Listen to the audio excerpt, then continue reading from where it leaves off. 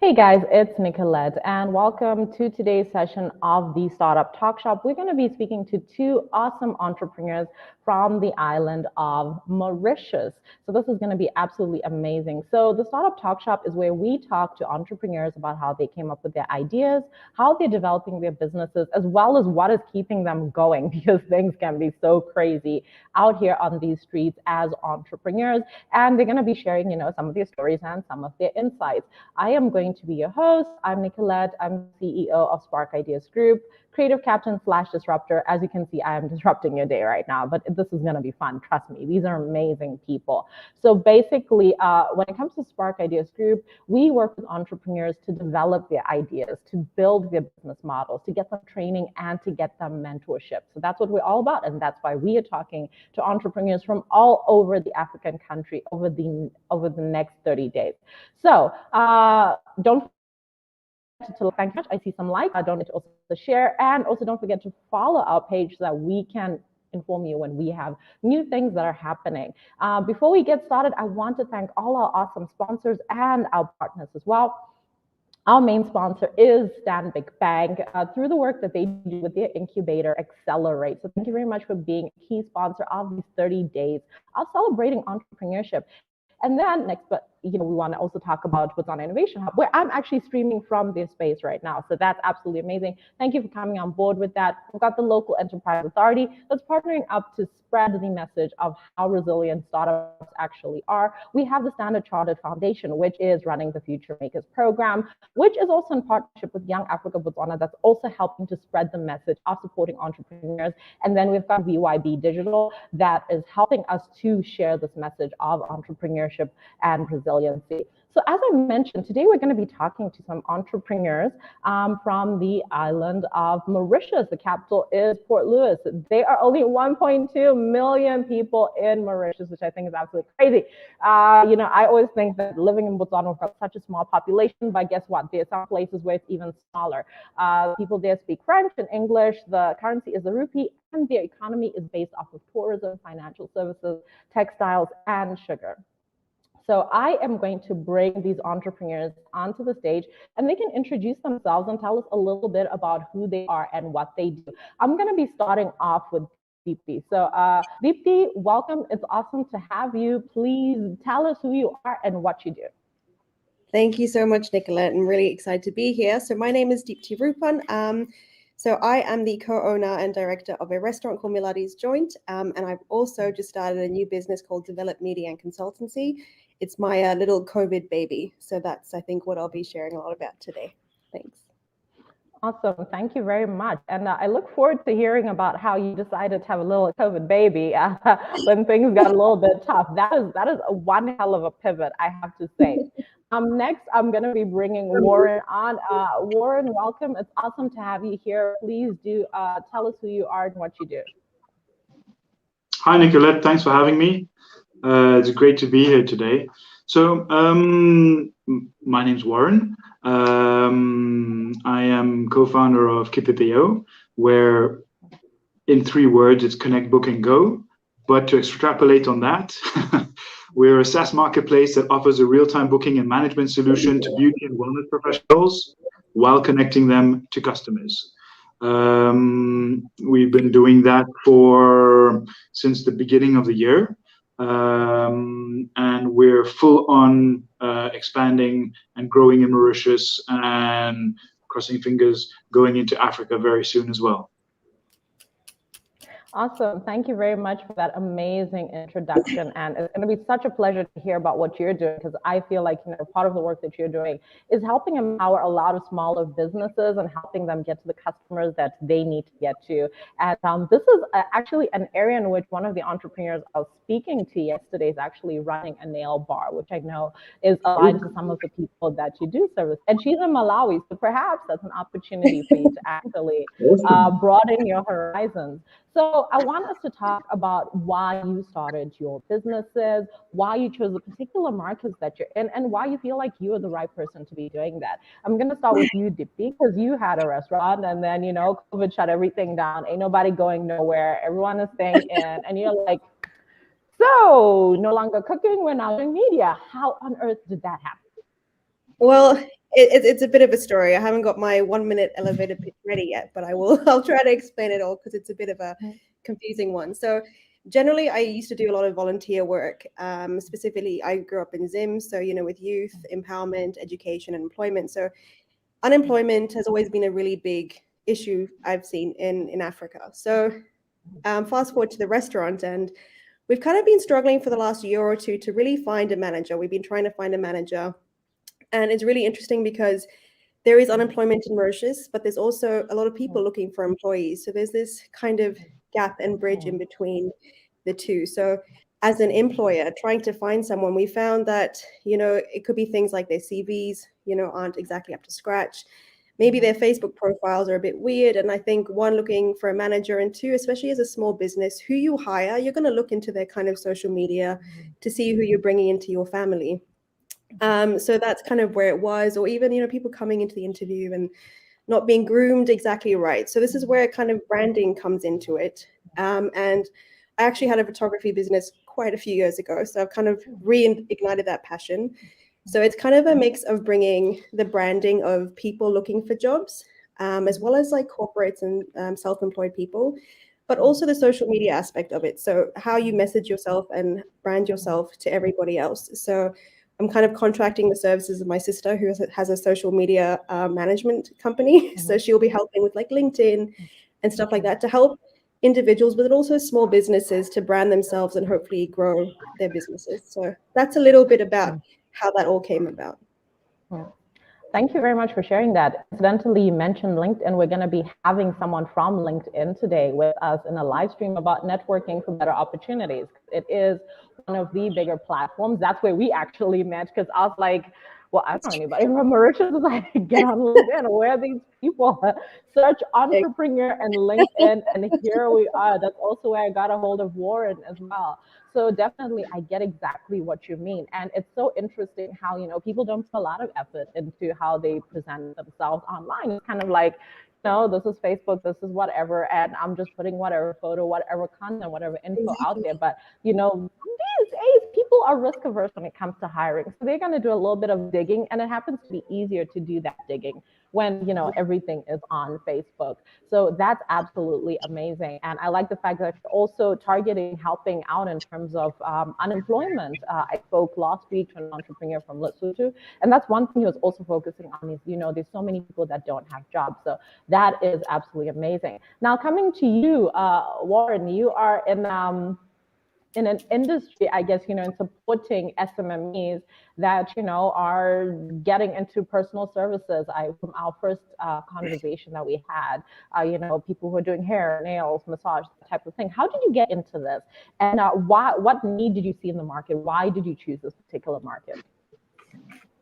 So, interestingly enough, Kipepeo was born just before I actually joined in. The conceptualization and the founder and my co-founder as well.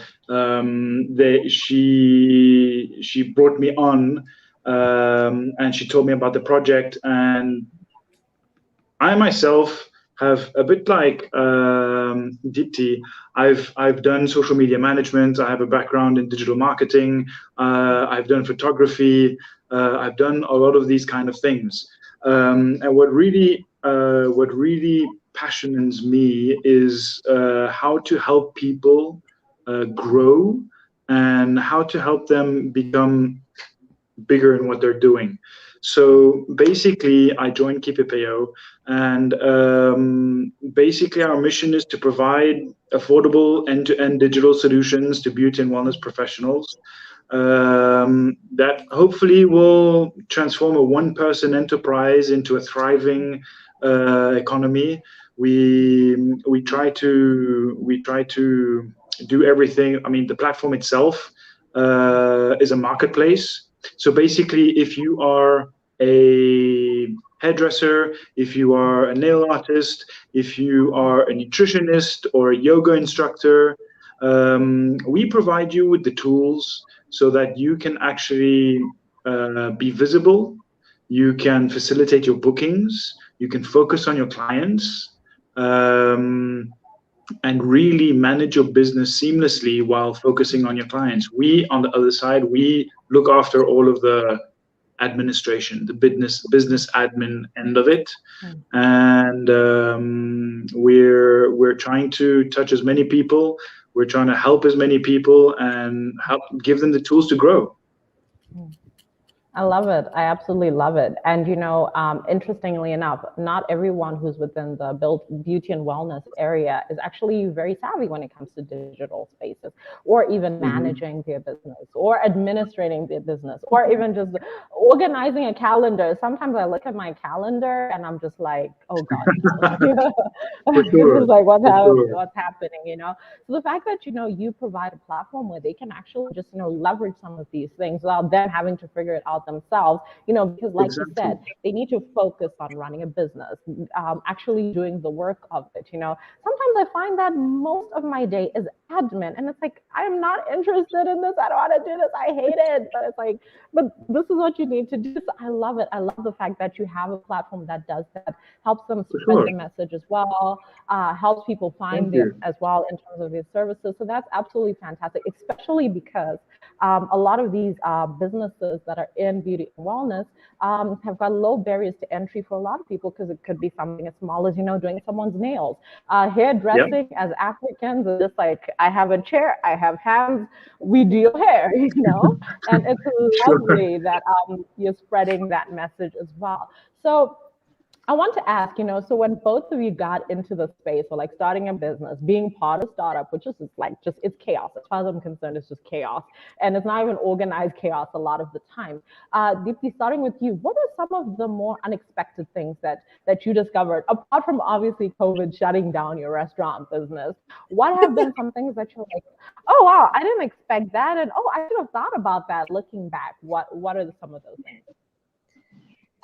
It's kind of related to COVID, but in a good way. It was an unexpected situation in a good way. So the area where we opened up our restaurant actually is a very big touristy area in Mauritius. And lockdown happened actually just before we were due to open. We were supposed to open in April last year. So it was like the worst possible timing. And obviously you're thinking, what is going to happen? We opened there specifically for tourists. The borders have closed and everything like else. But for us, the unexpected situation was actually how amazing people were to support small businesses in Mauritius. The fact that we're open today and the borders just opened a month ago is like the nicest thing. I think rallying around the community has been really great, and people really understand that. So as an entrepreneur, I think we were like, what is going to happen? We've invested a lot of money. We've been waiting a year. This is what's happening. But thankfully, I think when you're an entrepreneur, you just keep pushing like you have to, you just keep going. You've invested your money. And the result of it was, people saw that, and the local community really supported us. And we're still open today, which is amazing. So I think that was really unexpected for us, to be honest. And I'm really grateful for that. Wow, that's absolutely amazing. That is like the first time anyone's been on Talkshop and they've actually said something positive about the unexpected part. Because usually people are like, oh my gosh, and I was broke. And I was like, I'm not expecting to get broke. But, I love the fact that you're like, the community rallied, because I think this is something that as entrepreneurs, we don't often experience. It's like, okay, you're going to have an adventure, you're going to start a business, you're going to leave employment. And then, you suddenly get thrown into the deep end. And apart from your family and your friends, you don't often have a lot of support structures that then just come in around you, even if it's just a community. So I find that is such a beautiful example. I hope Warren also has a beautiful example about something unexpected that happened, or he's going to go in the typical entrepreneurship route and be like, oh, it's rough. It's rough. I'm handing over to you, Warren. Thanks a lot. Well, coming back to what Deepti was saying, I think that during COVID, and even not post-COVID, but now in our times, I think it gave birth somehow to communities and people wanting to help the community that they're in, and the entrepreneurs, because it's been a time where a lot of people have lost their jobs. It's been a time where people it's been difficult, and I think I'm gonna join in and say that throughout our journey, I was pleasantly surprised to see how many people extend their hands and to want to try the platform. They wanted to jump on board, give it a try, because as for us as well, there's funds are not limited, funds are not unlimited. Visibility is not always there when you're doing a POC or an MVP and you want to get out there. You get, and you'll see that you'll get people that will stand by you and that will help you as well as you're wanting to help them, as you're wanting to drive your business. And unexpected situations is that, or maybe this is just me, it's like not asking for help, but then when you actually do go out there and you're like, you're seeking help from other people or you want to do things, people actually extend their hand and they're like, hey, let me help you out a bit. And that's amazing. That's fantastic. That is absolutely wonderful. So I'm packing my bags right after this and I'm coming to start a business in Mauritius. I think that's the path forward for me right now at this stage. But that's wonderful. And I'm so encouraged to hear that. And I think the other thing that's really encouraging me about hearing that is I think as entrepreneurs, we don't often reach out to the community and say, can I get some help? Can I get some support? Things are tough because, we had just briefly been talking about it before the live stream started that, as entrepreneurs, there's a lot of pressure to be like, we're doing great. Everything's fine. Everything's good. Because, when you're like, okay, so this is tough, people are like, why did you do this? Get a job, and you don't want to hear those stories. So I feel like a lot of entrepreneurs by default, when people say, how are you doing? You're like, I'm good, I'm great, how's business? And then you go, if you're trying not to lie. And then they're just like, yeah, I think that's something that's a bit normal, where I think that might be something that's a bit normal where when we've just been brought up to like, how are you doing? Oh, we're okay. Yeah. Even if you're an entrepreneur and things are doing, it's like, yeah, I'm good. No, all's good. Everything's okay. And well, I have to say for myself, today I can say I'm doing okay, but I always push forward. I've failed many times. I have had businesses or been in businesses or have been employed that didn't work out many times. And well, today I can say that, hey, this journey has led me where I am.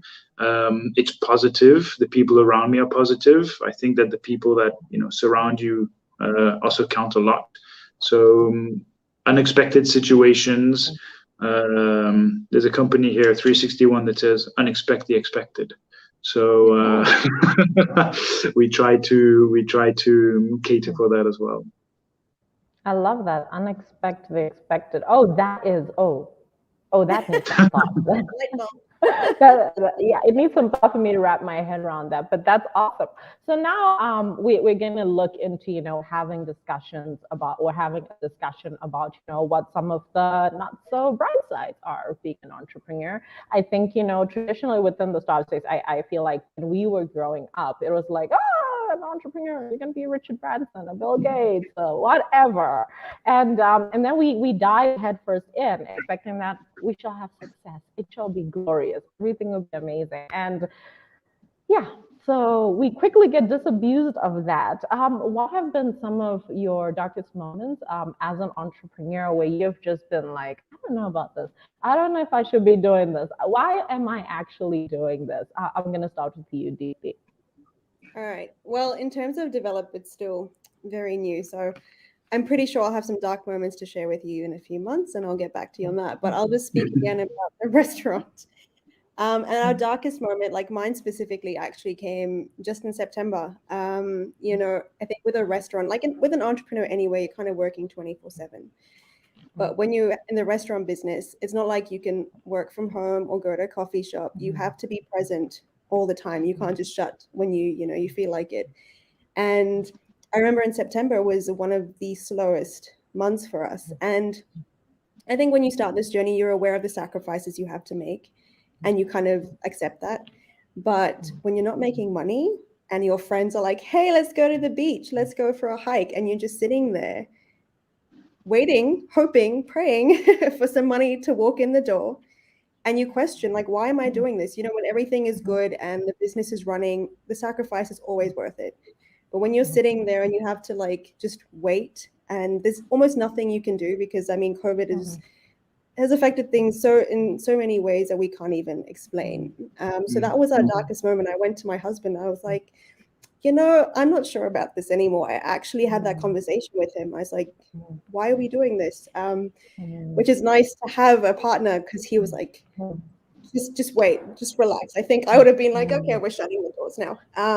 But you know, that was the darkest moment for me so far in that journey. And thankfully, with the borders opening, I think Warren can attest, the whole island has just changed. Like, the vibe is completely different. Everything is good again. But September was, everyone was able to breathe a bit. Exactly. Yeah. There was like a light at the end of the tunnel. We're like, okay. Yeah, definitely. Yeah. Awesome. I love the fact that you have someone that you can have those conversations with. I think, you know, a lot of entrepreneurs don't even have that, you know, because everyone else is like, so just get a job. It's like, nah, that's not what well, technically I'm like, I want to quit, but that's not what I want to hear. What I want to hear is, you got this, go for it, you know. It's a bit weird. Yeah, like there's moments where like I think it's a great thing, we can support each other in those dark moments. So it's really nice. And I like the fact that you also brought up a thing about, you know, about how, you know, other people who are not in the same situation as you were like, let's go hang out, let's go do this, you know, and because of the various commitments that you have, either to your business, either in working in your business, or maybe financial constraints, you're not able to do that.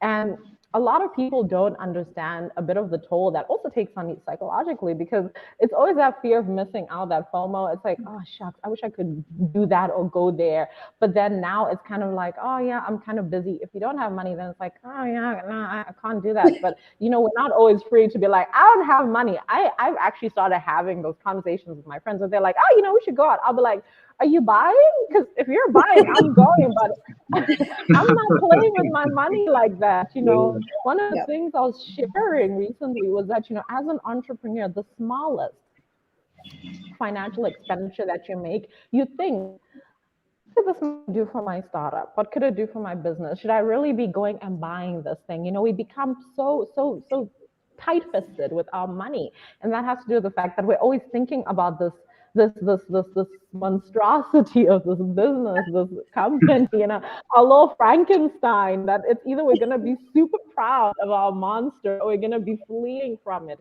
you know, for our lives. So I love the fact that you brought that up. And what about you? What have been some of the darkest moments? I mean, you told us that you failed multiple times, and I was like, oh no. We got one of those serial people who's just like, yeah, you fail, you get up, just do it. I'm like, oh no, here we go. All right, Warren, tell us what has been your darkest moment.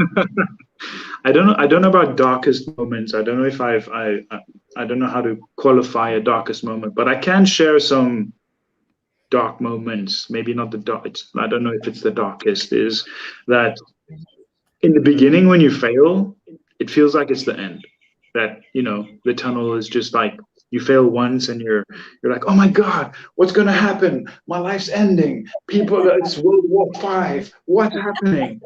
And it in reality just kicks in, and it doesn't happen that way. You fail, you have a tear, or you shout, or you break a plate or something, and you're like, okay, what's next? How do I move forward? I know I might be saying it and it sounds easy, but when you do have your first couple of failures and you realize that it's not the end of the world, that there is possibility, there is hope, there are people around you to be able to make things happen, then you will always have that, you know, light at the end of the tunnel in the corner of your eye somewhere, a little silver lining. My darkest moment, I was not working for a year. The past year, not the past year, it's been 2 months ago, 3 months ago, was I celebrated my 1 year of unemployment. It was difficult for me, it was difficult for my partner. not being able to bring funds home, not being able to provide was a difficult time. And that's a year, nearly 12 months. I was in a difficult situation. It was hard. And jumping onto a startup when you haven't had salary and you've got no more backup and everything, I understand, and it's understandable that, you know, my partner was a bit like, are you sure this is the right thing to do? Is this the right time to get it done? But she was very supportive. She has been supportive the whole way. That whole year, she's been supporting us together. And today, I mean, that light at the end of the tunnel that I kept at the corner of my eye, I see it, I feel it, I'm there. Now we're you know, we're out of the woods, and we're building something, and we're back on the train. Then that's how it goes. And during those times, even when you're in your darkest times and you can't get a job, you figure things out. You figure it out. You go online, you find Upwork, you go do some little voices here and there. You do what you can to keep yourself motivated and keep going through. But yeah, that was the darkest moments for me. Yeah. Wow. But ended positively. Yeah, because you know, I found it very interesting how you spoke about like all the different reactions you have. You know, you get angry, you get upset, you yell, you cry, you break stuff. You know, and you know the annoying thing that's also unfortunate is that after all of that drama, it is like the universe looks at you and is like, "Are you done?" So like, you're gonna get up now, right? And are you done? Are you done? Yeah, I was just like, oh sure. my gosh, you know, I'm a Star Wars fan, and one of the most annoying things about Star Wars is how Padme died of a broken heart. So every time I watch that, I'm like, so her heart was painful, and she got disappointed, and then her body gave out. Like, how convenient, you know? And then I think of how, as entrepreneurs, we're always getting our hearts broken, where we always experience disappointment, we always have challenges. Something happens that we don't like. We face insecurity. We doubt ourselves because, you know, we're taking risks. I mean, you mentioned that, you know, you were unemployed and then, you know, you actually jumped into a startup. So you literally jumped from the frying pan straight into the fire. And luckily, you know, you had someone you could speak to, and he was like, are you sure? Okay, yeah, sure, let's do it. You know, but a lot of the times it can be so difficult, frustrating, and you know, we don't all have the luxury of dying of a broken heart like some people. So I guess the next thing I want to ask is, how do you keep yourself going? I'll continue with you, Warren, because you had mentioned, you you find ways of distracting yourself. You go find something to do, listen to something motivational. What else do you do? What else keeps you going or kept you going when everything just looked awful? I think this might, I don't know if there's a universal answer to that or something, but for myself, I'm a kind of person that can, you know, stick to on my own already, and I can keep myself busy. So I turn towards DIY. I've built things. I've done. I take two hobbies and I take things and I just dive into it. I dive into the other things in my life, the other aspects into my life, and I do it, but I do it at 100%. If I do something DIY, or if I do something, or if I'm going to take photos, or if I'm going to do a video or something, I'm going to do it to the best of my ability. That process, I think, is the process, and getting to where you want to get. I think that's what drives me, and wanting to do the best I can in everything that I do. I try, and it doesn't always work. That's where failure comes in, and failure is just part of success. That's how it works. I love that. Failure is part of success because obviously very few people succeed without failing at some point. You need to fail to get better. And I If like the someone fact has that ever you, told you, if someone has ever told you they succeeded their whole life without failing, they're lying to you. And we know that. they were born walking and running. Like they didn't even like struggle to walk and fall down. They just came out and they're like, I'm good to go. What's happening? But I also appreciate the fact that you spoke about, getting downtime in the form of doing other things that are not business related. So having hobbies, DIY. I love DIYing. I'm always either playing with either fabric or doing woodworking or just doing something different. So I understand the value of, of that, of just, sometimes just get out of your business. Just, go do something else that's completely unrelated to give yourself a breather. Sure. And I think, entrepreneurs need hobbies, proper hobbies, not just watching Netflix and and drinking Netflix and and chill. all of that.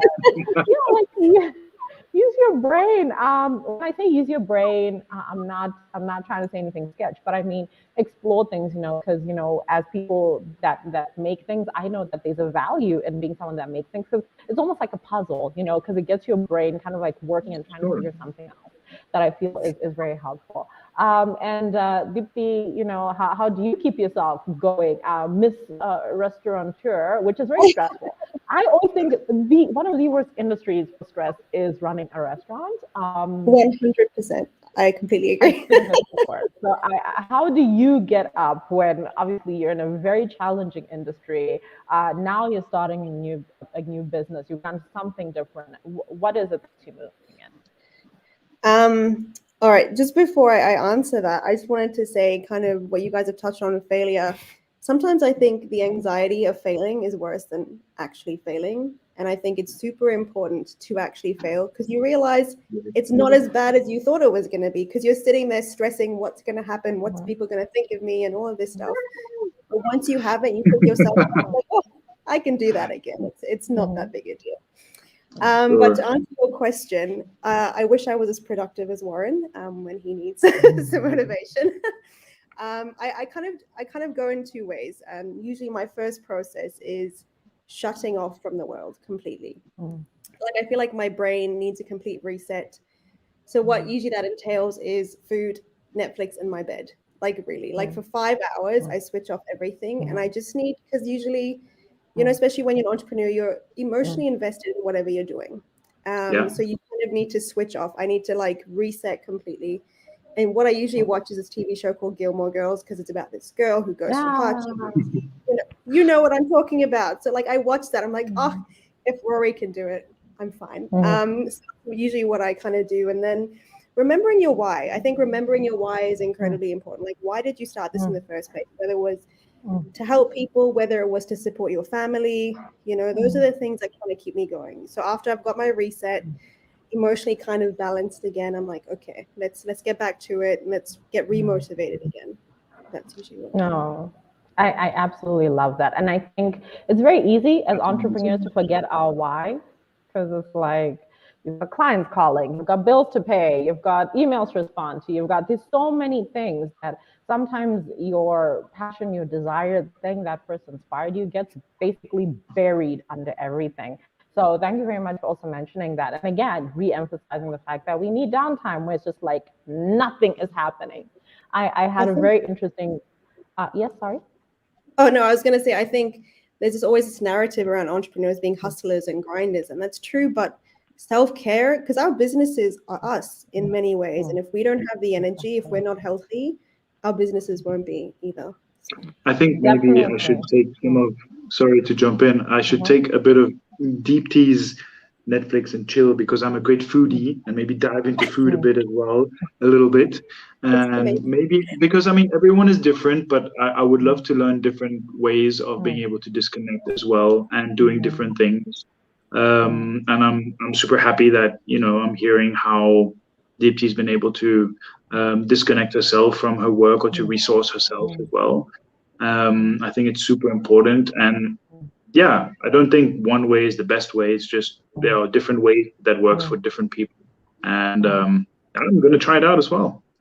I would also love to try that. Definitely. I bought like all the tools, but I haven't it out. Like I have So everything. now you're gonna drill and Yeah. stuff. That's gonna be fun. Please take videos. I want to see this. This will be fascinating. But you were coming, And Nicolette. Weren't you going to be here in Mauritius with us? you know what? So I'm Yeah, afraid of water. That's the problem. I'm afraid of water and I'm afraid of heights. So whenever I'm flying, and you know the plane, they do that thing where they're like, "Oh, this is where in the world you are." And then when I see, mhm. okay, so I'm in the air and they just blew surrounding me. It is just some of the most traumatic times of my life because I'm thinking, okay, Nicolette, so how are you gonna die? Are you gonna fall out of the sky? Okay, if you fall out of the sky, if you survive that, the sharks are gonna eat you. So, so island life not necessarily easy for me, especially because I live in a desert. Botswana is mostly a desert, so it's kind of like this water thing is a bit it's a bit dodgy. But I think I will definitely come and visit. I've heard great things, but self-care Wouldn't you have more important. chance, or sorry, wouldn't you have more chance of dying of heat stroke in a desert than actually falling out of a plane into the sea? You know, the funny thing is, when it comes to your fears, it's never that logical. Like, it's never like, oh, Yeah, yeah, you completely, know, it's always totally. like the worst thing is going to happen. Like, every time I get Yeah, onto a flight, no kidding, I have to get into the flight, I have to tell myself, calm down and be at peace. Accept the fact that if you're going to die on this flight, you're going to die. That is the exact conversation I have every time I fly, even if I'm just flying like to Johannesburg, where it's like a 45-minute flight. I'm always like, okay, you ready to die? Okay, cool. You're ready to die. Be at peace, okay? So I also have a very wild imagination. But coming back to self-care, you know, Deepti, you mentioned that, you know, a lot of entrepreneurs, it's like this concept around just hustle, hustle, hustle, hustle. And one of the things that I do is that I actually do what both of you do. So if I do have like long periods of rest, then I do a lot DIY. When I don't, and it's just like small slices, then I'm doing like Netflix or I'm just sleeping. And I've had conversations with entrepreneurs where they've said, "Oh, Nicolette, you know, I tried to do on Saturday, like phone is on Saturday. Why were you trying to call me?" And it's like, oh, and then they're always like, "Oh, I wish I had that privilege of turning my phone off on Saturdays." And I'm like, it's not that I don't have things to do. It's not that my to-do list has gotten shorter. It's not that everything is easy. That's why I can turn off my phone over the weekend. It's that I realize I need to prioritize keeping my sure, sanity. And part of that is not constantly running and chasing, you know, deadlines or being even constantly available for people. You know, it's just like, nah, you know, after a certain time, I mean, my phone automatically goes on silent at like a particular time. And if anyone calls okay. me, messages me, it doesn't get through. You know, the next day I'll be like, oh, sorry, I missed your call. What did you need? You know, and it's like almost if you do something in terms of self-care, resting, that sort of thing, everyone else tends to almost look at you as if you're irresponsible. It's like, why are you not running around and twisting yourself into knots like us? Oh, that must be nice. And it's like, look, it's not always that when we're watching Netflix or chilling that in the back of our mind there isn't this voice saying, you should be working. Don't you want to work on Yeah, something? You know, that thing. If you could just start with it, you know, if you could just do it, you know, those thoughts are there. But sure. it's also just saying, I need a break. I need to compose myself. So very important. So I'm loving this conversation from a mental health perspective as well, and in terms of a productivity Mhm. perspective as well. Because when you're Right. not rested, your body breaks down, your mind breaks down. You actually work less efficiently. Correct. Sure. Yep. I just want to pick up on that as well, just Mhm, quickly on that for like self-care. mhm, Um, I've never been a exercise kind of person, mhm, um, but recently I've taken it's something I've wanted and I've needed to add this into my life is the actual activity part, mhm, getting physical activity. mhm, And recently, and I mean, mhm, I took a break for a little while. Take a break. mhm, We always have an excuse to stop something, but I will be taking it back very soon. Is that mhm, I've actually started. A goal of mine was to go walking mhm, and achieving a certain amount of steps every day, and I've been doing that, and I've been achieving around like 8,000 steps a day. mhm, Um, so, and Deepti will know that, like in Mauritius, you have a little place called Trosef, mhm, which is a little volcanic outspurt in the middle of the island, and you can go mhm, walk around it. It's around mhm, 1.2 kilometers, so I do around mhm, 5 or 6 of those. which is like 5 or 6 kilometers. I started walking, and then a couple of weeks later I started jogging a little bit. I hated running, I hated jogging and stuff. And so now in the beginning, I couldn't do the run. Then I just slowly jogged, and now I can run around at least, one turn around there. I can do it, but it's the little objectives and the little goals and wanting to start doing that I think has also helped me and trained me in a way for the self-belief and self-care to help me through my journey as well. I love that. That's amazing. I'm lazy. I'm a couch potato. So I tried walking around myself. By the second, I'm like, okay, I think I'm done. Yeah. Just like, what is he talking about 5 kilometers? And I'm like, going where? Where But no, it is good. For those of you who are interested, just in case you're motivated, because Warren's been talking about, walking and jogging, there's a very useful app called 5K Runner, and it can basically get you from being a couch potato to running 5K in 8 weeks. Oh wow! So, yeah, it has this. So how it works is that you turn on the app when you leave the house, your gate, if that's where you're starting to run. And then it'll tell you, walk for 1 minute, run for 30 seconds, walk for 1 minute. And then slowly as the weeks progress, you're walking less, you're running more. And then eventually you're like, whoa, well, 5K, now I can run it. So just for anyone who is interested, I did actually go through the process once upon a time when I was still insane. Now I'm too sane to go jogging. No. Such a everybody. But yeah, that's a great app for you guys to try. And even if it's not very active exercise, maybe some people are just like, no, I know in Botswana it's really hot. It's just, if you're gonna go jogging or do any type of exercise, you're gonna typically want to do that very early in the morning. But get moving. You can do yoga, something like that, Pilates. So I love the fact that you also brought exercise into it. Although I was not gonna mention exercise because I will never be taught that exercise. It's not as if I'm an athlete or anything. It's just I'm trying to add a bit of physical activity into my daily routine. And that's important. That is very important. Because it's part of being healthy and keeping our bodies healthy. I would say that we are the main piece of capital or equipment that our business uses. So the healthier we are, the better it is for us. And that also includes obviously exercise, resting, and eating well as well. Entrepreneurs are so bad at eating well. I am so bad at eating well. I sustain myself on coffee. My blood is just all black coffee, no sugar. So I'm confessing and letting you guys know what not to do.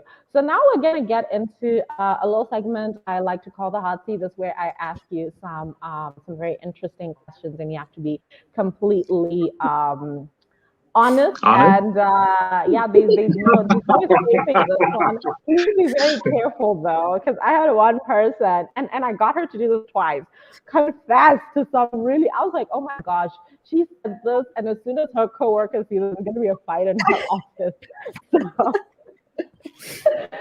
So the question that I have for both of you is, what are the little guilty pleasures that you take to help you sustain yourself as an entrepreneur? Something that people don't really know about you, but something that you just like to do every so often when things are just terrible. And I'll start with you, Deepti, on this one. Oh, she's thinking of which is the least harmful one to tell us. You just right, exactly.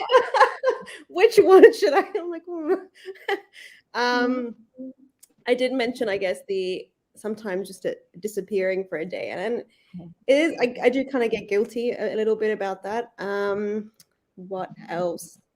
I do love getting massages. I feel like when you're getting a massage, there's an hour and a half or 2 hours when no one can bother you, and you actually get to relax. Because even when you're doing Netflix and chill, you're like, oh, I could be.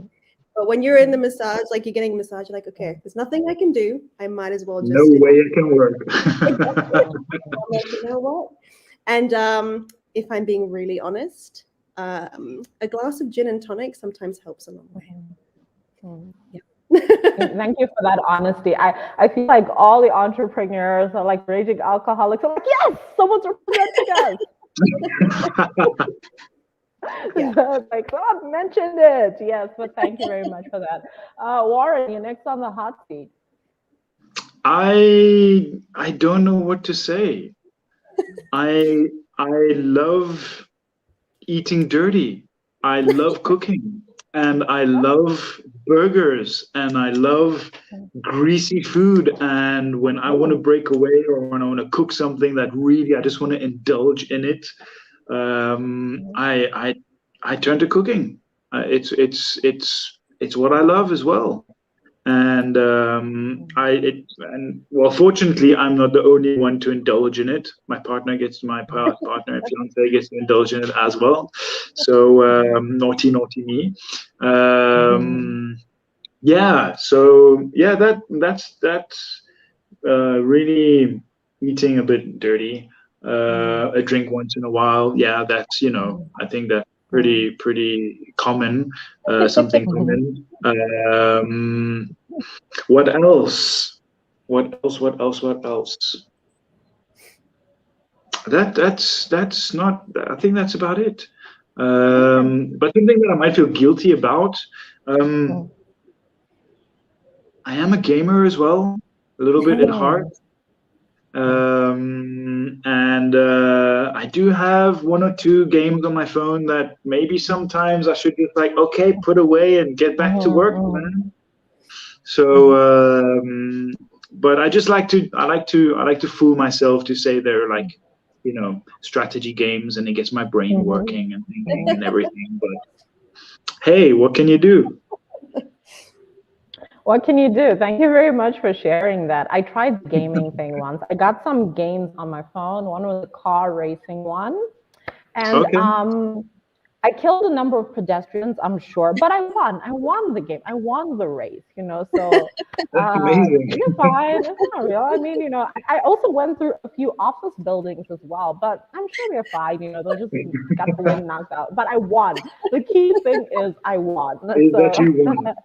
Absolutely. So every so often when I want to feel like I'm accomplishing something in life, I play this game, I kill some pedestrians, I destroy some buildings, and I win in life. So it does work. But thank you very much. Thank you both of you for being on. This has been absolutely wonderful. I've loved speaking to you guys. Now I want to come to Mauritius because now I want to, obviously get to see the island, eat dirt food, get all that greasy food in my belly, get to walk around this volcanic place, just probably gonna me just be standing around going, that's nice, that's nice. Okay, now back there where I can sit down. So thank you very much for sharing your stories, being so open, so earnest. This has been absolutely phenomenal. And I look forward, in the coming months to keep on talking to both of you. Thank you so much. It was really awesome. And Warren, it was also great talking to you. Thank you so much for putting this together, Nicolette. It's been amazing. Thank you, You're ladies. welcome. It was great talking to you, Deepti. Thanks, Nicolette. Bye. Hope to talk to you guys soon as well. But before you go, one last word of advice that you'd like to give the entrepreneurs. One last word. Like if somebody's watching this, one last word. Warren. There is no shame in failing as long as you learn from those failures and move forward. Beautiful. Thank you so much for that. Deepti? Ooh. Don't do it. No, I'm just joking.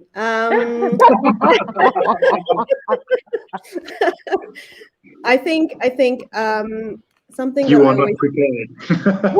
Exactly. Warning. Something I always strive to do is do what the better version of yourself would do. In situations where you're not sure, think of this person you're striving to be and try to make decisions around that.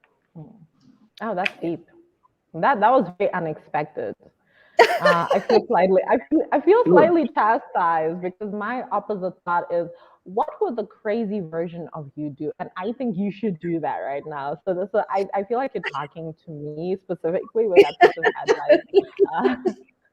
Uh, so thank you both. It's been awesome having you here, and thank you for that last word and also sharing your stories. Thank you again. Thank you Thanks. very much. Thanks again. Take Bye-bye. care. Bye. Bye. So, guys, as you can see, we had a very awesome time speaking to both of these amazing entrepreneurs from the island of Mauritius. Tomorrow, we are going to be speaking to three awesome entrepreneurs from Mozambique. So, this is going to be very, very fascinating. So, I hope you come right back for the same types of conversations that we've been having, finding out, hey, how is entrepreneurship actually going in other places, in other African countries. So looking forward to having you guys tuning in again, 1 p.m. Central African time, the exact same place where you're watching this now. I'll see you guys tomorrow. And remember, keep working on your hustle and keep pushing. Keep being persistent and follow your passion, follow your why, and don't be afraid to fail, like Warren said.